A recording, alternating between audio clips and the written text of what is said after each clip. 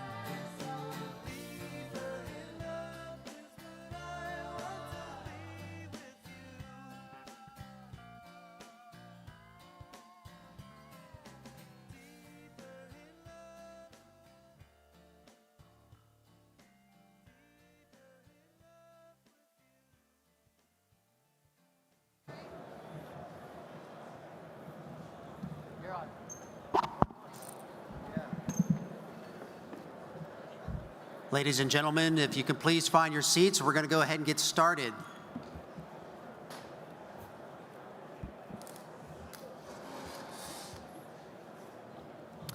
Aloha, e como mai. Welcome to everybody. My name is Don Cloud. I'm the Executive Vice President of AFCEA Hawaii Chapter.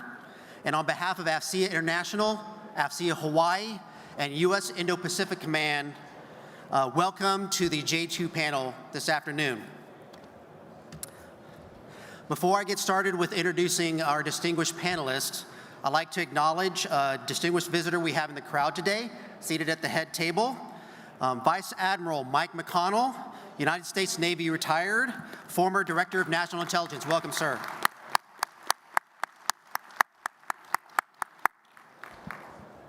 And with that is now my distinct pleasure to introduce our panelists for today. And I'm going to start from your right to your left with quick introductions, and I will be brief because you want to hear from them and not from me.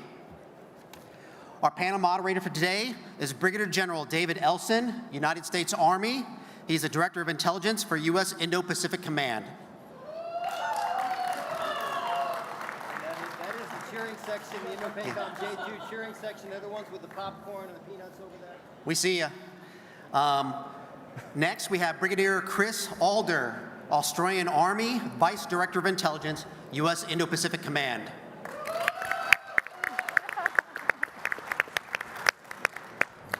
And next, we have Colonel Carol Stauffer, United States Army, and she's the Director of Intelligence for U.S. Army Pacific. Welcome. And then we have Colonel Aaron Cooper, United States Air Force. He's the Director of Intelligence, Surveillance, and Reconnaissance, U.S. Pacific Air Forces. Welcome. And rounding out our distinguished panel, we have Captain Adam Johnson, United States Navy, Director of Intelligence, U.S. Pacific Fleet. Welcome. And General Ellison, with that, the floor is yours. Well, thank you very much. It's an honor to be. Can you hear me? There we go. It's an honor to be here. I've been looking forward to this. I think this is the most anticipated panel of the event, right? That's right. That's right. Yeah. Okay. The Indo-PACOM J2 crowd thinks so, and all the retired and current Intel professionals. Great to have you here, sir. It's an honor to have you here, and all the other retired Intel officers. So I've been in the position as Indo-PACOM J2 for about a year and a half. And I've been looking at the Pacific for a while now. I was in Carol's job for 3 years prior to this, G2 of U.S. Army Pacific. I also served as the commander of 500th MI Brigade, which has responsibility for all the Indo-Pacific, besides some previous tours in Korea and a couple years living and studying in Beijing, China. So I've been looking at this theater for a while, and it's great to see it from this perspective at Indo-PACOM. What I'd like to start us off with is talking to you a little bit about, like any good J2, my perspective of the strategic environment and the challenges we face in that strategic environment. It is a very complex environment. And then we'll talk about what we're doing about it and how you may be able to help. And that's what I really want to hone in on, and what we really want to discuss, I think, is ways that you all can help and what are the solutions to the challenges we face. So I'll do that for a little bit, and then we'll go down and let each panel member introduce themselves and talk a little bit from their perspective before we get into the questions. But to start off on the strategic environment, I'll frame this as since the last TechNet. So just let's consider the strategic environment in the Indo-Pacific just over the past year. I'll start with North Korea. In the past year, we've seen North Korea roll out new warships and ballistic missiles. They launched what they claim to be a new class of hypersonic ballistic missile. We continue to see them engage in widespread cyber operations and cryptocurrency crime. They rejected inter-Korean dialogue with the Republic of Korea, and they revised their constitution late last year, identifying the ROC as a hostile state. We continue to see them deploy more soldiers or replacements to Russia and send massive amounts of ammunition, ballistic missiles, other military equipment to support Russia's illegal invasion of Ukraine. So a lot going on with North Korea. Speaking of Russia, Russia, as you know, is a Pacific power as well. We continue to see them rehearse nuclear strike missions against the U.S. Every couple months, we see them flying strategic bomber missions near Alaska and Canada. They maintain ballistic missile submarines on patrol, which threaten the U.S. homeland. And they hold major nuclear exercises, including one that just occurred this month. They're doing large-scale exercise activity in the Pacific. We saw back in July storm exercise, live fires in August. Of course, in response to North Korea for the provision of the arms and munitions, they're providing military and technical assistance back to North Korea. And we're seeing them routinely exercise and patrol with China along the lines of the no limits friendship that Vladimir Putin and Xi Jinping declared right before the Russian invasion of Ukraine. For example, there was a combined naval exercise in August near Vladivostok, Maritime Interaction 2025. They followed that with a combined naval patrol that went into the Northern Pacific, and also the first ever combined submarine patrol between the Russian Navy and the PLA Navy that transited down between Korea and Japan.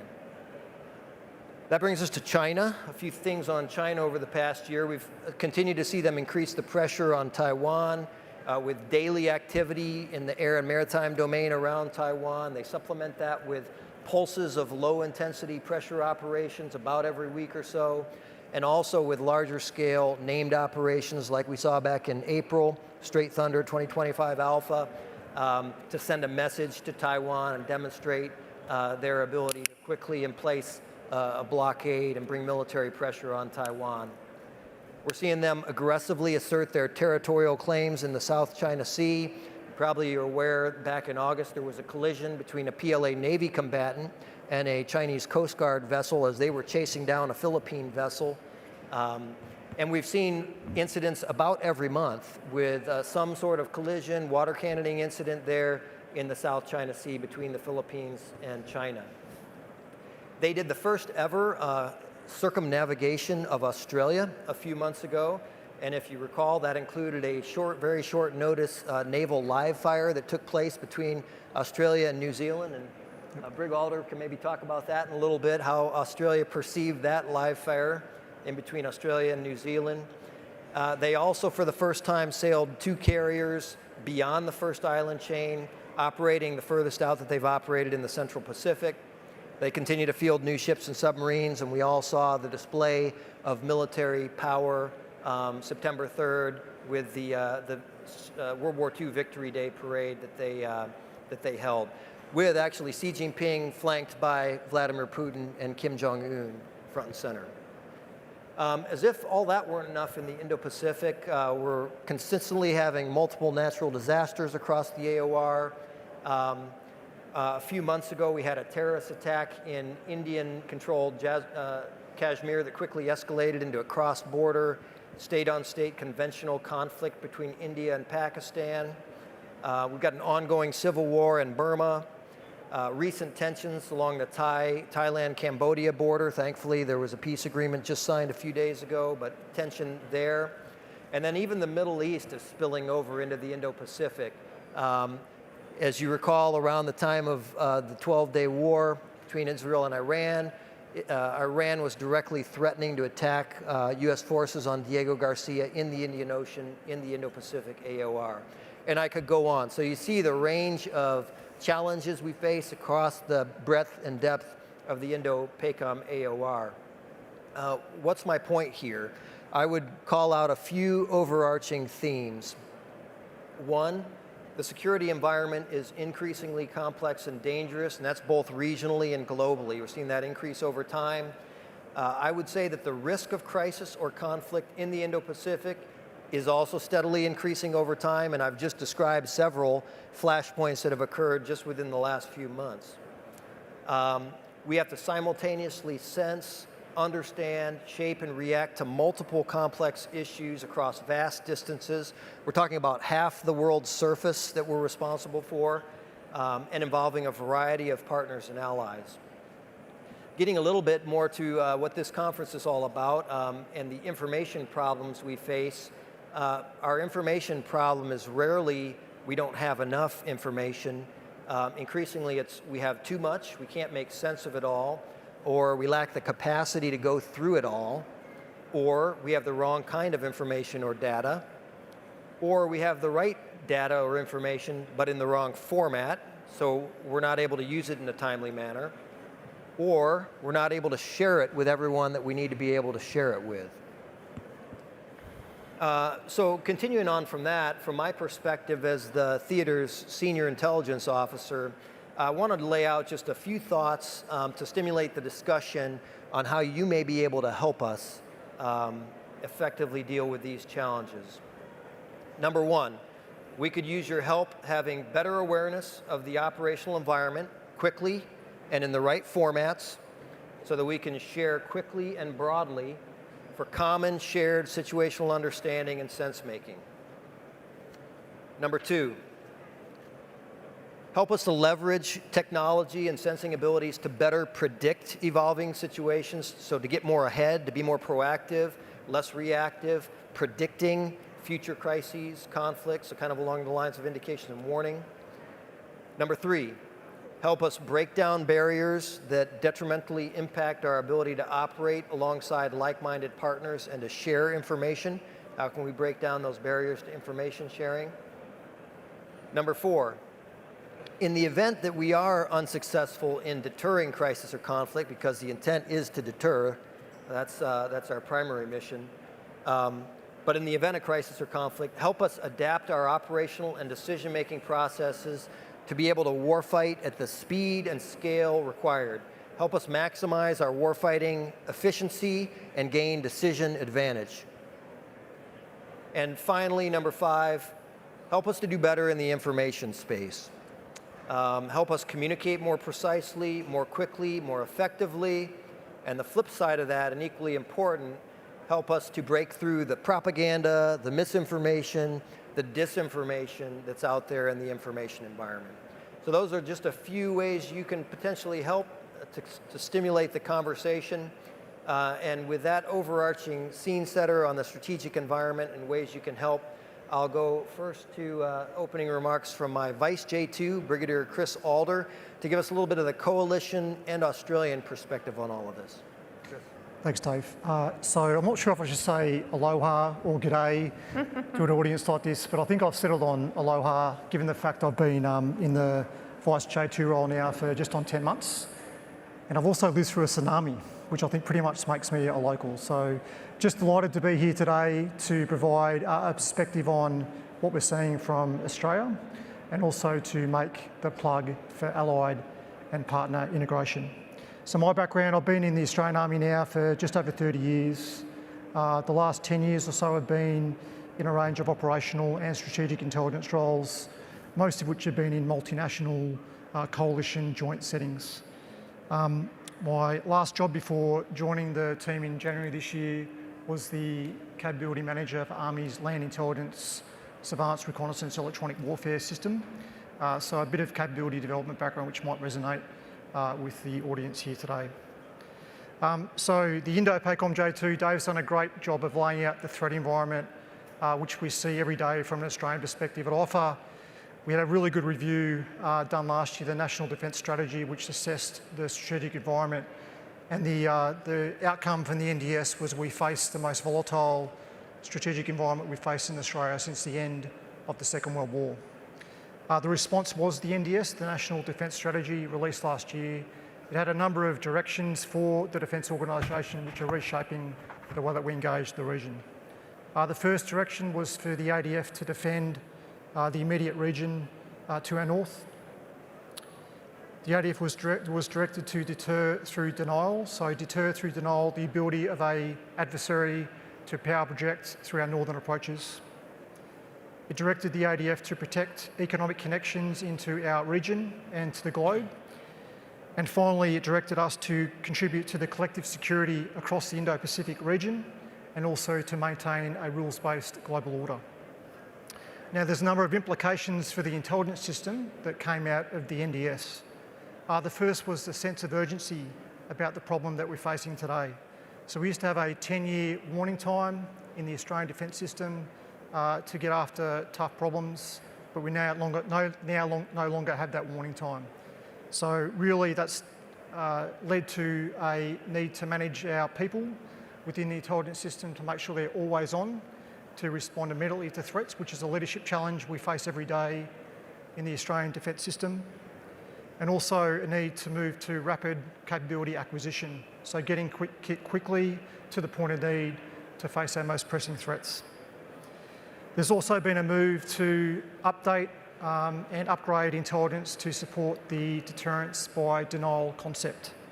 So really that's an ability to strike at longer range and at precision to achieve that deterrence by denial objective. If I could just take an Army perspective, it means we've had to evolve the Army from a grid square mentality with a forward observer on a hill calling indirect fires to a thousands of nautical mile mentality when we're seeking to have land-based striking moving maritime targets. That's required a complete fundamental rethink for the intelligence system from an Australian Army perspective. It's required us to seek access to sensors that we don't control from the land domain. And that's occurring across all domains across the defence organisation. Also, the need for digital connectivity with the US is critical as we pursue long-range strike modernisation across the Australian system. Of course, the Australia-US relationship and the Five Eye partnership is critical as we get after these intelligence priorities. I'd offer, if we look at the Five Eyes foundation, we're building on a really strong foundation there with over 70 years of the Five Eyes partnership. But from my perspective, the rubber really hits the road for the Five Eyes connection in operational settings. So analysts, Five Eye analysts in an ops room at 2 o'clock in the morning, looking at a tough operational problem. Teams of Five Eye analysts around the world following intelligence problems around the sun, around the globe, to deal with priority intelligence requirements for supported commanders.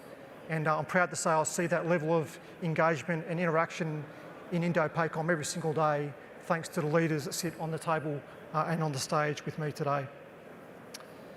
But I think the opportunity now is to really think Five Eyes Plus. So how do we get better at integrating our allies and partners into the work we do at Indo-PACOM every single day? So from an Australian perspective, we've always had a very strong connection into Southeast Asia and into the Pacific, but we're now seeking to broaden the Australian connection into the Indian Ocean and North Asia, and also working very closely alongside the US to maintain and develop those connections. From a person that's been involved in those engagement activities now for the better part of 10 years, I think there's some real benefits that ally and partner engagement give you as an intelligence professional. The first is a different perspective of the operational problem that you're thinking about. So we often talk about layering collection effects on a problem to give us a better outcome, but I think you can also lay out different perspectives and different ways of thinking on problems to give you a better outcome. And from my perspective, when I've engaged with a counterpart J2 from another country, I've always gained insight into an operational problem from those engagements. It's always made me a better professional, it's made my staff better for having that allies and partner engagement. It also allows you to build trust with your partners. So there's no better way of building trust than sharing your most important secrets with your partners to demonstrate that trust on a daily basis. And of course, it allows you to build allied and partner capacity to deal with their own problems within their own systems to provide the right intelligence advice to support their supported commanders. So on that theme about establishing allied and partner connections, there's a few things I've found that work effectively to establish those connections. And these are things that I'll offer the conference to think about as things that might help, certainly Indo-PACOM and the Australian intelligence system. So how can we better leverage publicly available information and commercially available information without disclosing our most sensitive sources and methods to have a partner discussion? Always advocate for open software architecture that is supportive of allied and partner integration, that allows allies and partners to integrate into our systems at a place and time of our choosing. And I think most importantly, seeking to have common data standards so we can pass information at the speed, scale and accuracy that we need to deal with the threats that Dave's outlined to you all today. Happy to take questions as we get into the Q&A. Thank you very much. Thanks, Carol. Thanks, sir. I have to admit, I was a little nervous when the J2 asked us to join this panel. I was kind of sweating what type of questions I would get from an audience like this. So like any good intelligence officer, I got straight in the books, pulled out all the references, started doing all my prep work, and thank goodness I realized that I had all the information that I needed because the Army has answers. But again, like any good intelligence officer, I felt the need to test my theory. So I came over early today and spent some time walking the halls out there in the exhibition area to make sure, and I just want to say for any of you that I had a minute to talk to, I can confirm publicly your murder board skills are on point. I appreciate your contribution to my professional development and preparing me to take whatever may come my way in here. But for those of you I didn't get a chance to talk with, I did want to highlight a couple of the themes that kind of kept coming up as I interacted with the vendors and with the organizations that are supporting our security operations here in the Pacific. I had a lot of people ask about sensing, how much deeper do you need to go, how much higher, how much this, how much that form factor, and that allowed me to provide them some of the Army's answers, which are the fact that we have invested here in the Pacific in establishing a terrestrial sensor layer that is providing persistent situational awareness for the Joint Force. And that the Army has integrated a modern jet-based aerial ISR fleet that is diversifying our collection against critical targets in the region, as well as expanding our situational understanding of the adversary's operations and their TTPs. I had a lot of folks ask also about data transport. You know, is it reliable? Are you all the way to the edge? What else do you need? And so that offered me the opportunity to talk about everything from the Pelio constellations to the integrated tactical network to the Titan ground stations that we fielded to several units here in the Pacific, specifically to enable multi-domain operations, but to really maximize the lethality of capabilities like the newly fielded HIMARS out in 25th Infantry Division, Marforpac's Nemesis, and the MDTF's Typhon missile system. So all of that to say, I was pleasantly surprised, right? The Army has answers. What we need is help to share them, literally with the people to my left and to my right. The theater Army is competing now. Every day, we are forward in the theater, executing operational rehearsals and testing these skills with our partners and allies. We are in the conditions with the team that we expect to field should we transition to crisis or conflict. And with the expansion of opportunities to do those types of operations, there has also been an expansion in the expectations on us as an intelligence warfighting function. It's no longer sufficient for me to simply identify that the adversary is attempting to influence or undermine legitimate governance or security structures in the region and hope, that an effect will be delivered. Far left of that, as Brigalder mentioned, I need to have the opportunity to build trust in my partner and to earn that trust in return. I need to be able to reliably share information and protect the information that is shared with me. Likewise, it's insufficient for me to simply detect when an adversary is encroaching on the sovereign territory of my ally. I must be able to disseminate near real-time target quality tracks from my sensor to a foreign shooter and vice versa. Because to prevail in conflict that we expect to see here in the Pacific, I need to be able to create those kill webs that are going to enable commanders to converge understanding and effects at a time and place of their choosing. All of that to say, I know some of you may have been here earlier and heard General Clark give his remarks at the keynote session, and his priorities are really clear for us. It's people, partnerships, and prevail. And for the theater Army to prevail, we need a data environment that is as interoperable as our people and our processes.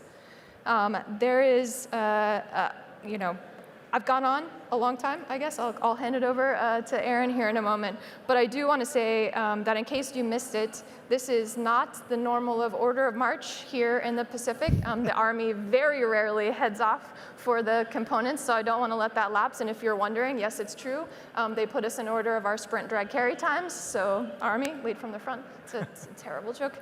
But really what this is a demonstration of a change in USERPAC's role within the Joint Force. The theater Army does and will continue to excel at fighting on the land. But our asymmetric advantage here in the Pacific is to be able to fight from the land, to create windows of opportunity for air and maritime power to do what they excel at. And we do that with people, we do that through our partnerships, and we do that to prevail against an adversary who's very committed to encroaching and threatening the sovereignty of not just America, but her partners and allies in the region. So I too look forward to any questions and thoughts you might have. Aaron, over to you. Okay. All right, good afternoon, everyone. One of the dangers of being at this end of the line is that or blessing, however, is you start to sound repetitive. So, much of what I thought I would come here and talk about, sitting in this room full of people smarter than me is what kind of message do I want to convey to all of you? General Elson did an excellent job of setting the theater. I know everyone in here knows about the concerns, the threats, the issues that we have in this theater. So like Carol, I'm coming today with a little bit of an ask. And also like Carol, my ask is related to data. And it's really two asks. Because the first one really has to do with characterization of data. We find ourselves in a time where as you look across the niches of intelligence and the different disciplines, we have a lot of data, and we're getting more and more all of the time. And what that has done is it's no longer an issue of getting more data and not having the right data. It's now it's a data characterization issue.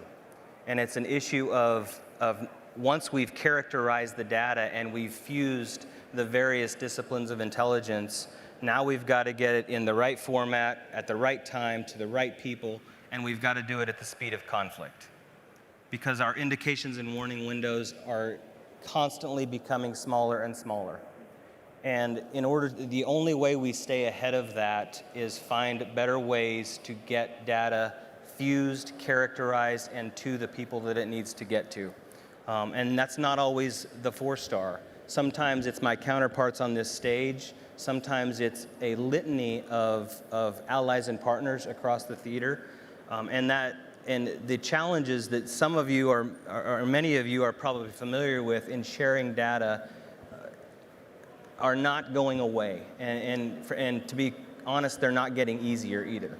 Because we're looking at it, at least I look at it from both a policy standpoint, but also from a technology standpoint. And oftentimes we have all of the data we need, but it can't talk to each other, we can't fuse it, we can't get it in the right system, and then once we get it into the right system, I can't get it to the right people. As I look across the enterprise. So that's the first ask, is how do we find a better way to characterize and get our data disseminated? And the second part of the ask, which is really related to the first, is what I would say information is currency. And everybody up here and most of you in this room know information is currency. Not only with our partners up here on the stage and the other components from an Air Force standpoint, but also with our allies and partners. They may not be able to, purchase the next best system or the next best piece of equipment, but information can be currency. As we look across, it's an opportunity to collaborate, it's an opportunity to be interoperable, it's an opportunity to share things, share insights with each other that we may not have. But related to the first ask, the challenges in doing that sharing, whether it be getting information downgraded, that it's at a classified level that we can't get it downgraded to share, that is not getting easier. But I think we also, sometimes we forget the value of unclassified information. And we neglect what is in the open source and the amount, just the sheer magnitude of data that is available in open source. And most of us at some point or another have met with an ally and partner, and oftentimes they have the data because they've gone out and found it. But what we can do for them is amplify that data. We can provide insights to that data. And oftentimes, that's at the unclassified level. We just don't have the tools to do it. So those are the two things that I kind of wanted to highlight today. Obviously, very closely related to some of my other partners up here on the stage. But with that, I know we want to get to Q&A, so I'll turn it over to Adam. Thanks, Aaron. Appreciate it. So as an Intel professional, a lot of what we deal with, obviously, is the threat and understanding that threat. And one of the things we talk about is layered defenses of an adversary. Am I too close to the microphone? Okay. All right, better? So kind of what I tell my sailors is kind of the main first threat that we face in a lot of ways is that level, that mountain of that volume of information that is incoming. And so we've got to be able to pare that down and then analyze it and then send it back at the enemy. That's our ammunition that we send back in order to support the decision makers. And so anybody else getting that feedback? Am I good? Okay. So the range, the speed of the weapons, the growth of and the plethora of sensors that are out there, and frankly, the information networks and the speed of those networks has enlarged the battle space and shrunk our decision makers' decision space. And for Intel, it produces really two problems that the panel has already kind of touched on. That's the need to quickly analyze exponentially growing information, levels of information, and to maneuver that analysis back to decision makers in time to be lethally effective. So 2 years ago, if you'd asked me what the main way of getting at those problems was, I'd say, hey, we need more AI tools, we need more digital tools, analytic weapons development. Today, I will tell you that I think what we need is better understanding of the ammunition, the data that underlies those tools. And for that, what I would ask is ways that we can train the sailors, soldiers, airmen, Marines, and Guardians quickly to get up on step and understand that ammunition layer, that data layer. How do they best understand it? And then what's the structure that we would use as Intel professionals in our Intel environment? Do we need one data scientist for every 10 coders? How many AI SMEs and things like that? Like, what is that calculation that we should do in order to train our personnel to be maximally lethal and use that data, analyze it, cut it down to size, and get the appropriate data to the decision maker in time to be lethally effective? So that's kind of where I sit, is getting down to that basic layer and understanding that what really becomes our magazine in order to send that back at the enemy. And with that, I think turn it back over to the panel for questions. Yes. All right, our first question is for Brigadier Alder or others. How do you think commercial ISR could be leveraged in the Oceania area? That's a great question. And having leveraged commercial ISR before, clearly for disaster humanitarian relief.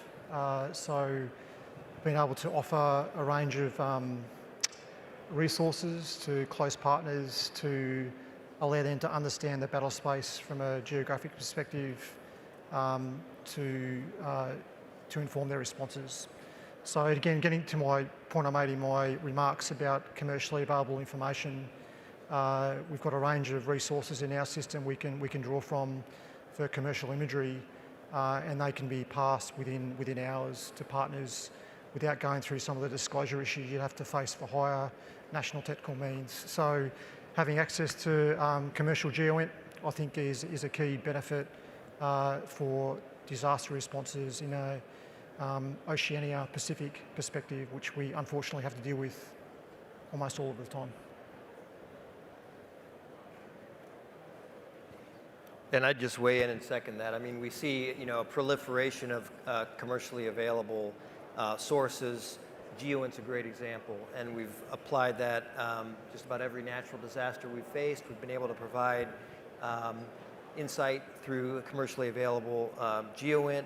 I would say, several of the panel members commented on open source, publicly available information that's out there that continues to be applicable really across the AOR, not just in Oceania as well.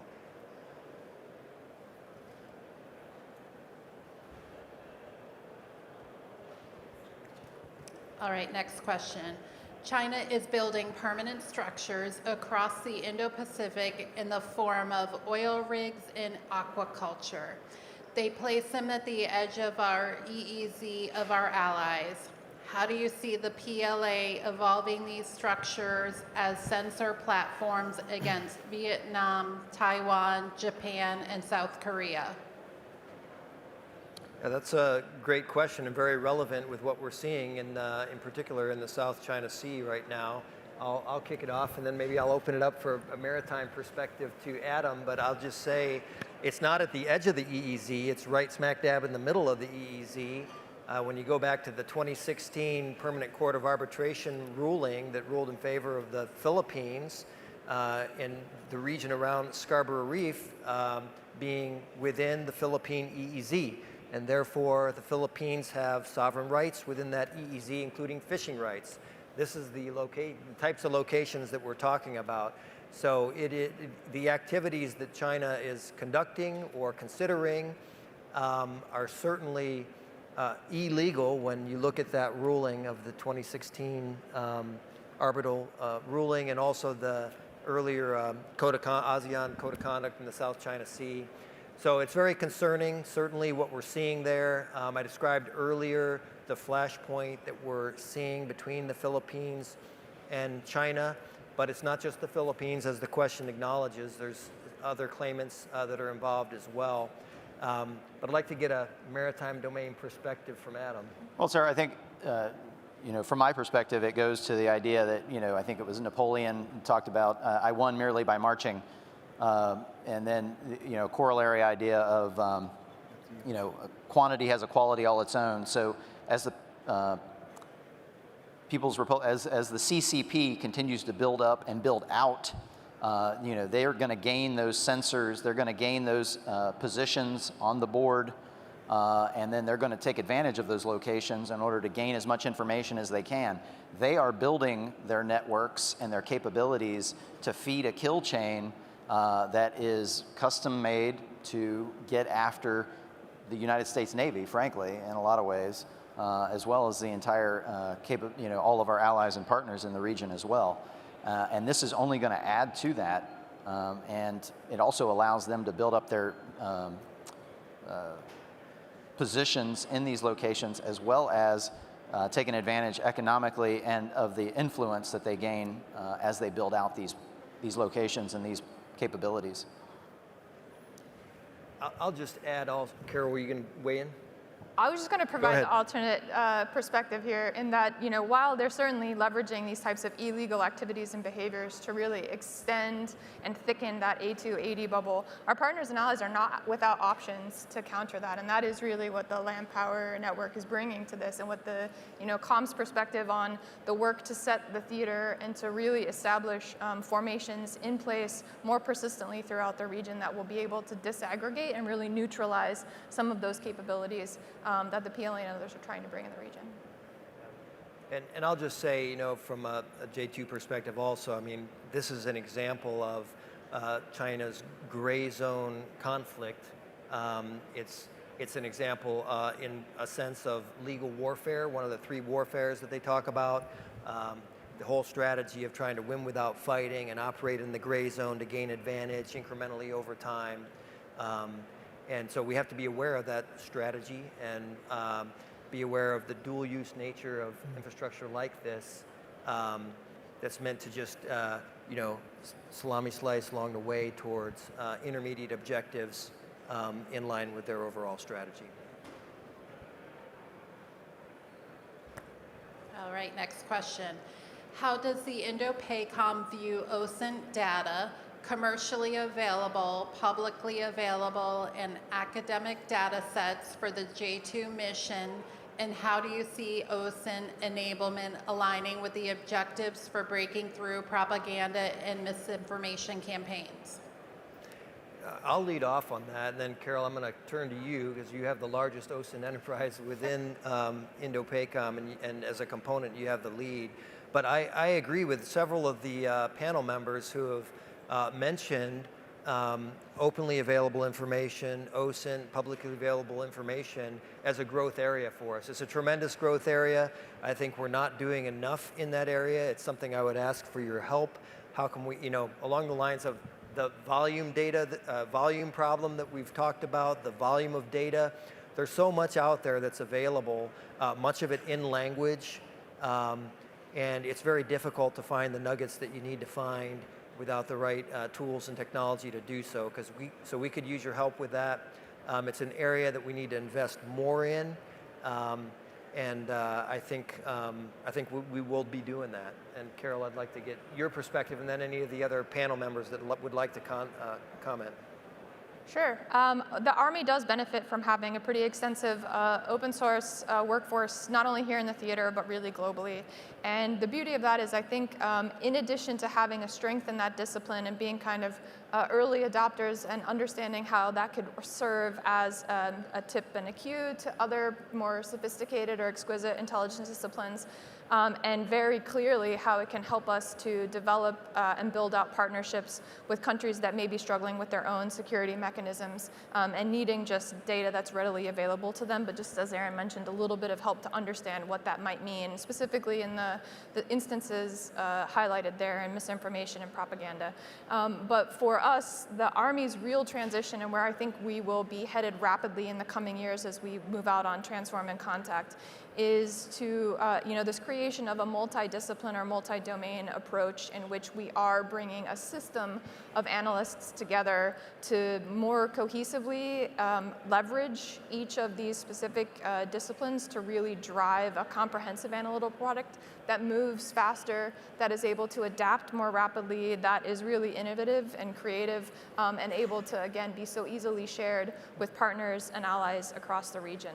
As far as with the misinformation and propaganda specifically, that is where we have seen a great deal of success, and we have a number of kind of great examples of being able to really illuminate the illegal and the coercive behavior that's taking place across the region to undermine sovereign nations and their own ability to execute their own national goals. And so in doing that, it's not just also about a military-to-military relationship, it's about a military maybe operation or a military analytical process that is empowering a whole of government approach to countering this threat that continues to kind of work its way across the theater. So it's enabling policymakers, it's enabling other elements of government, it's treasury, it's et cetera, to be able to exert the full lever of their own power in countering what they see as encroachment in their regions. So I'll just piggyback on what Carol was saying earlier, because when I think about open source, publicly available information, it's not just about the intelligence data, it's also operationalizing that data. So I guess I view it through two lenses, at least from where I sit, because gathering the data and using that data as a tipper or as an alert, and then further characterizing the data that we're seeing on the classified networks is only one half of it. The other half of it is like Carol was saying, being able to operationalize that data and highlight the malign behavior we're seeing. Whether, going back to the last question of them installing structures throughout the first island chain, highlighting that type of behavior and shedding light on what our potential adversaries are doing, we have seen tremendous success with that. We know that they don't respond well to when we can shed light on something that they're doing from in terms of malign behavior. We know that we have success with those types of operations. So I guess I look at it from as useful from two different angles. I'll just add from an Australian perspective, as intelligence leaders, just managing open source intelligence is important as well. So being attuned to the fact there is misinformation out there, so applying some tradecraft to the open source intelligence feeds you're getting, and having a trusted relationship with a provider, because you're essentially exposing your PIRs to a provider to provide open source intelligence data. So making sure that your information requirements are protected as you engage with partners to gain the right information for the commander. All right, next question. You all mentioned AI agents, but can you provide examples of how you envision AI being used in support of the intelligence, operations, and activities across the AOR? I think we can all provide a lot of examples of that. I mean, I mentioned if we're unable to deter conflict and we think about going into conflict, how are we able to efficiently fight at the speed and scale required?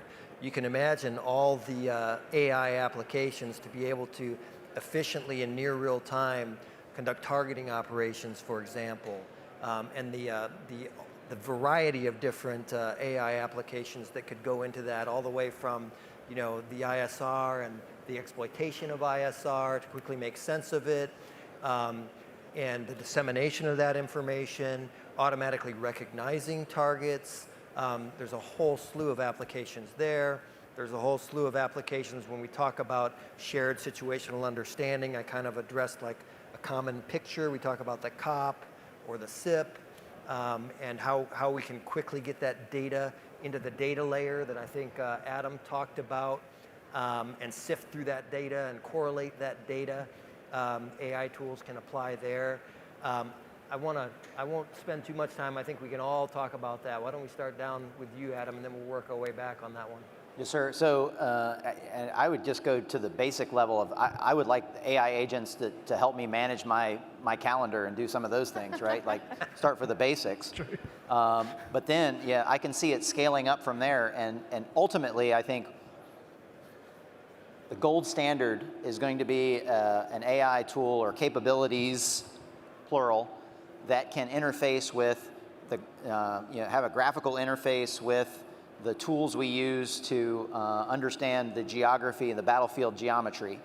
And kind of as the J2 said, giving us percentages of confidence on what a target, a hard target that's trying to not be found, where it might be, those kinds of things, helping us identify that and get after that piece. That's that kind of from the baseline where I would want it right now, all the way out to where we want it to be, and I think will happen in the near future, just based on the type of capability and the growth that we're seeing in AI tools and capabilities.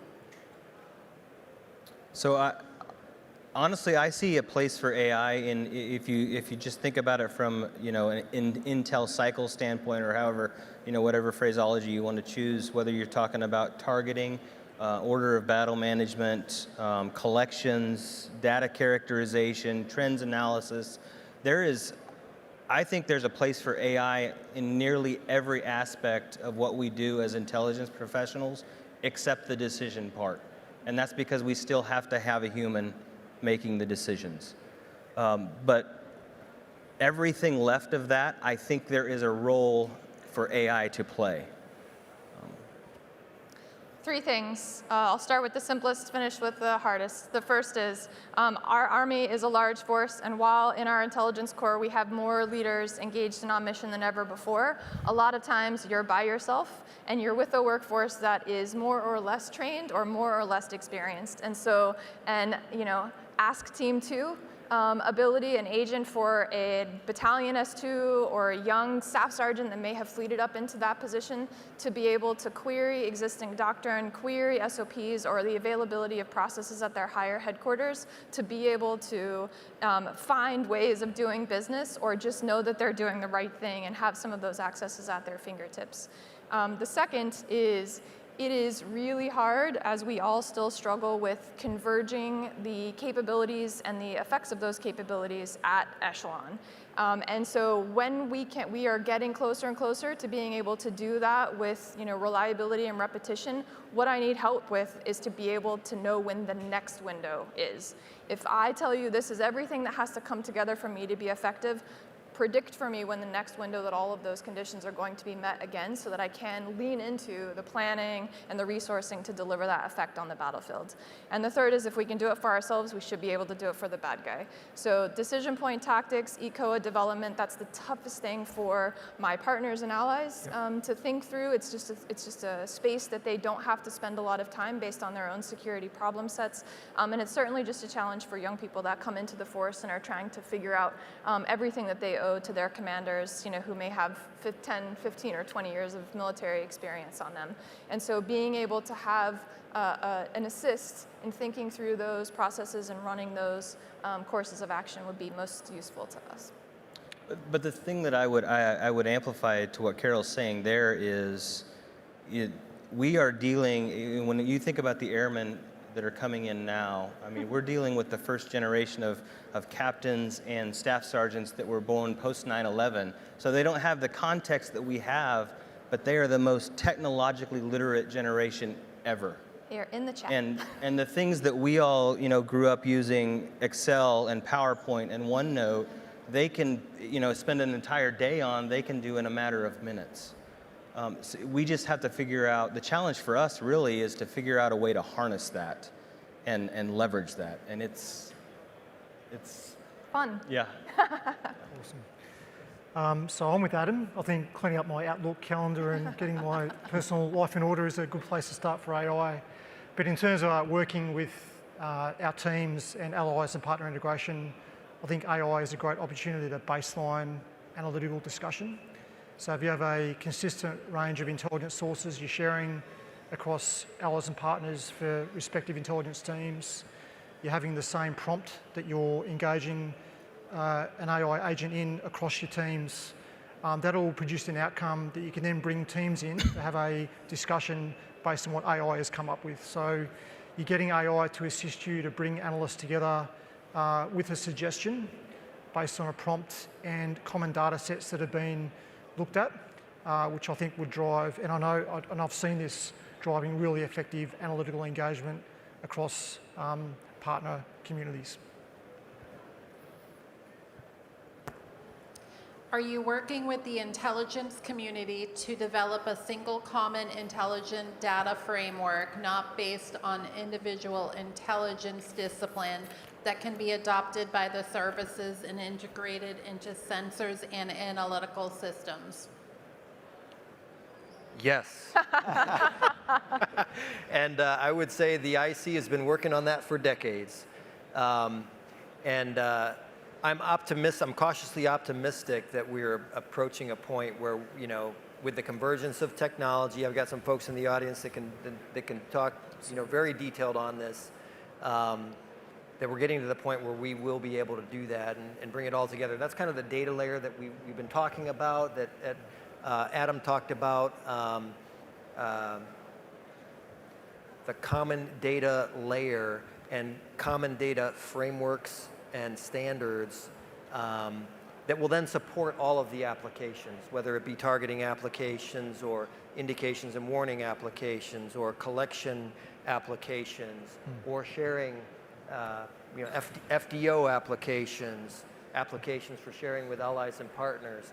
But the data should be common, it should have common standards, it should be correlated and integrated, multi-int, fused, and that's what we're working toward, and working to be able to have that not just in a US environment, but in a coalition environment.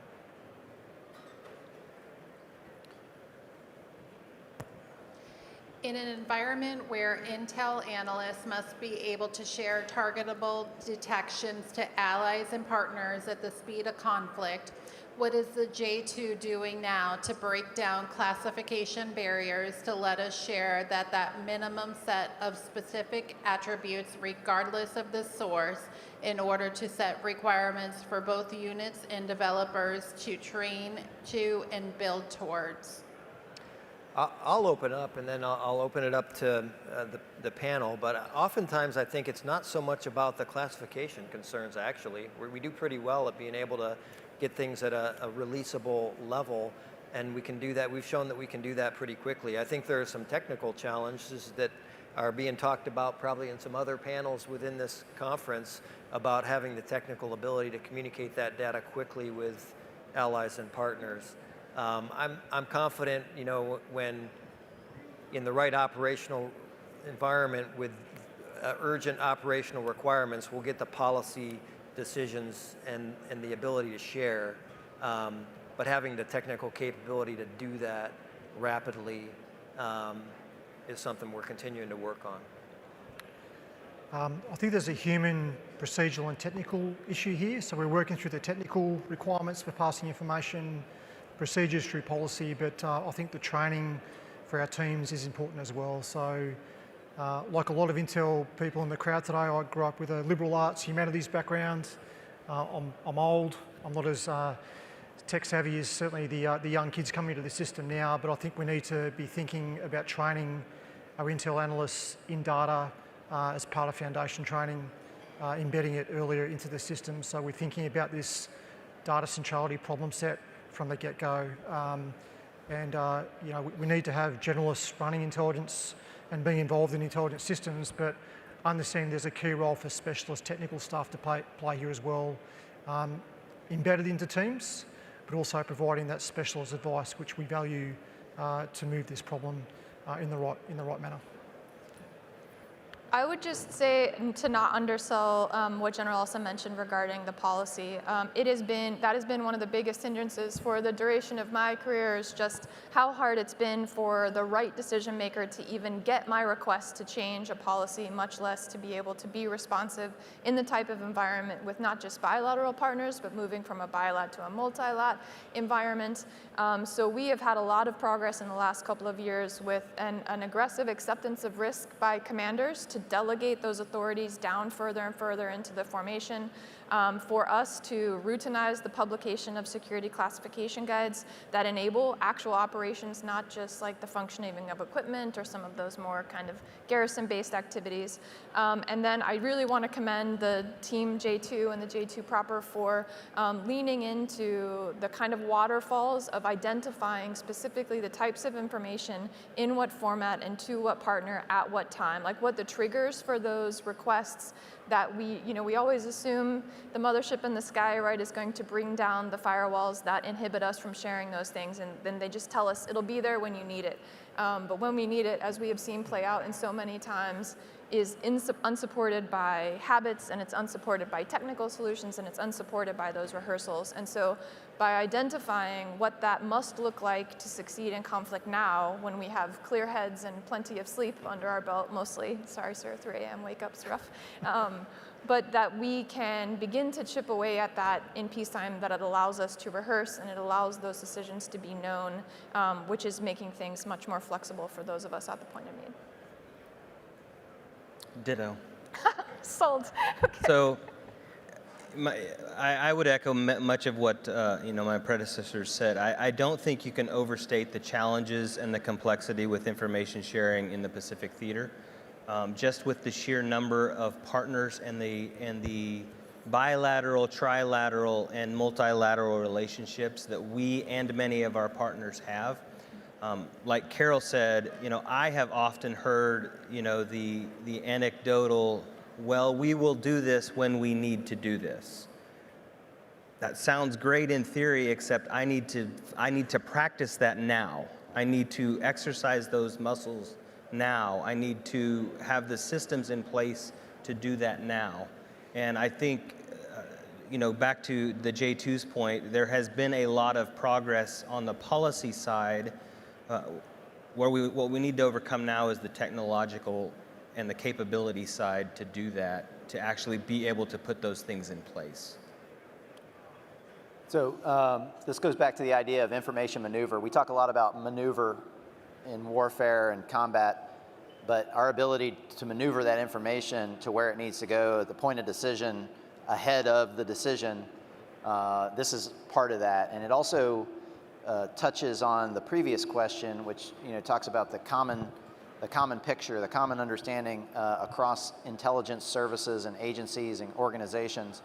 And then, so if we have a common highway, if you will, on which we can maneuver that information, that makes it a lot easier. So there is promise in the future for us to have the ability, just based on your level of read-ins and the different programs you're read into and stuff, is you go in and you insert your token or your ID card into the system, and it knows, it's a smart system, it knows what you're read into, et cetera, and those filters automatically work.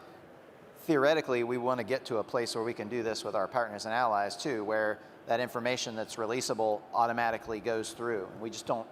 We're not at the point where we have that infrastructure at this point. So, ideally, and I think we're moving towards that, but from where I sit, we don't have the full infrastructure that we need. We're building it out, and things are getting better, but we want to get to a place where maneuvering that information is we have the ability to maneuver that information quickly and ahead of when it's needed.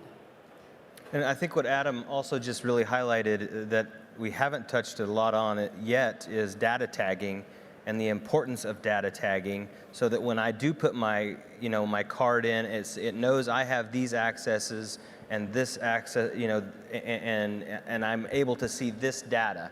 But all that data has to be tagged correctly for me to do that, right? So that, and to go back to a previous question, that's one of the values that I think AI, where AI can help us.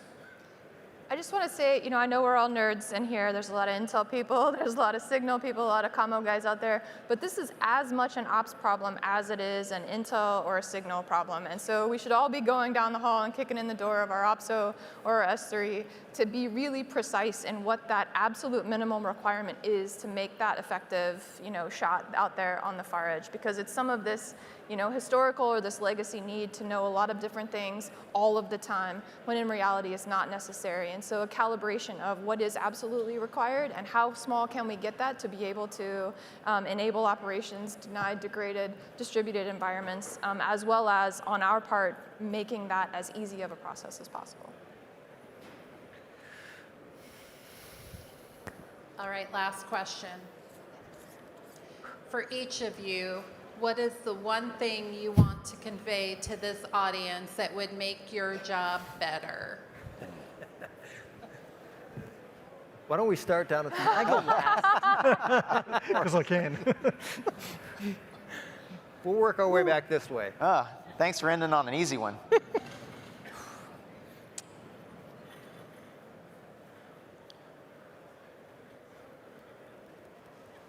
While the panel is thinking about this, I'm not going to say one thing. I think we've laid out a number of different things, and we've talked a lot about the data, though. We've talked a lot about the data. A lot of it comes back to get that data layer that's foundational. I guess maybe I would say that one thing is helping us with that data layer, that common data layer that the Intel community has been trying to achieve for decades. That then is able to feed all the other applications and get us to be able to target at speed and scale, orchestrate our collection, give timely indications and warning, share with allies and partners in the right format, tagged, and then underpinning that, the technical solutions that allow us to communicate that data across the force and across the coalition. That's my answer. Yeah, so I think I would echo that, the J2, is getting back to the point earlier about understanding that baseline data layer. If my sailors were, basically, if I had a cadre of personnel who just basically understood that baseline data layer, that would, and I have some folks who can do that, but they are passionate about it. And so they go home and they study it in their free time. Then that's, those are the YouTube videos and the courses, the online courses that they're taking in order to understand how that data layer works. And then they come in and they use that to the extent they can in their day job. But if I had a cadre, if the Navy and PAC Fleet had a cadre of those personnel who, were trained to that level, and I had 10, 20 of them, what does that do to becomes a literal force multiplier, and another term we use and throw out there a lot. But they become that literal force multiplication that we have across the force that can maneuver information, that can build analytic weapons at the drop of a hat, and they can do it within hours, maybe minutes in some cases, and create a button or a system or connect two data sets that then allow one of the analysts to do something no one else has done before. And being able to do that quickly, that would, I think, make a significant difference in our ability to quickly maneuver information and react quickly to changing environments. So I don't know if I would, I don't know if I can say it as eloquently as the previous two gentlemen. One of the things that, as I've looked across the theater, and I think my counterparts up here would agree with this, as I've gone to various organizations, across, on the island, off the island, if I go into any one of those organizations and I talk to the airmen working in those organizations, every one of them has a different dashboard and a different suite of tools. Sometimes even within organizations, they have different dashboards and different suites of tools. Oftentimes, those dashboards and suites of tools don't talk to each other. In my perfect world, if I had king for a day and I could pick one, whether those people be, the decision makers within the headquarters, whether they be the tactical units, or the other components, or the allies and partners. So I'm worried about the threat environment. We've seen deterrence fail in Europe. We've seen deterrence fail in the Middle East, and I really hope deterrence doesn't fail in the Indo-Pacific. So I think the sense of urgency to get after the threats that we face is the most important thing I'd convey to the audience today. We are focused on the fight tonight mentality, which is where we need to be focused on at the moment. But in terms of integrating allies and partners, I'd offer that the value proposition there is fighting tonight, but also fighting together and fighting tomorrow. Yeah, absolutely. I'll end on a decidedly human plea. My workforce, as is the case with my teammates up here as well, they don't look like us. They look like 18, 19, 20-year-old men and women who are coming from their hometowns and made a choice to step forward and serve. And so to know that you are on their team, to know that those PFC Fords in the world who briefed her first product to the J2 have at their disposal the best minds and the greatest talent that are helping them to solve this problem, to ensure that not only this region remains secure and prosperous, but that their country is going to continue in that avenue as well.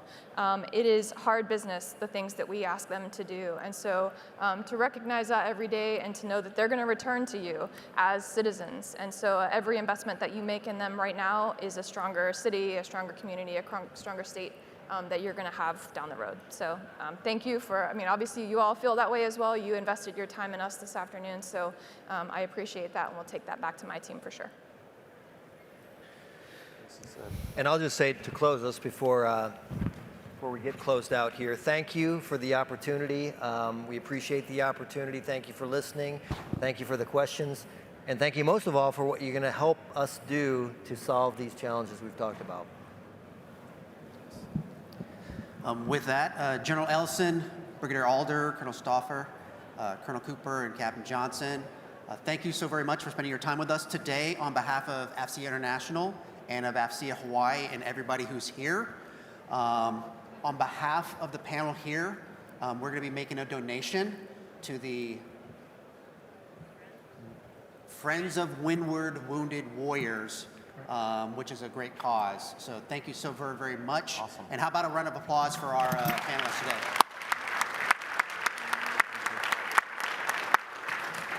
Always good tongue twister. Thank you very much, and have a wonderful rest of the conference here. Oh my God, thank you so very much. Thank you. That was a great closing. Appreciate The that. panel went very, very well. Thank you very much, mate. Really appreciate it. Yeah, that was great. Thank you.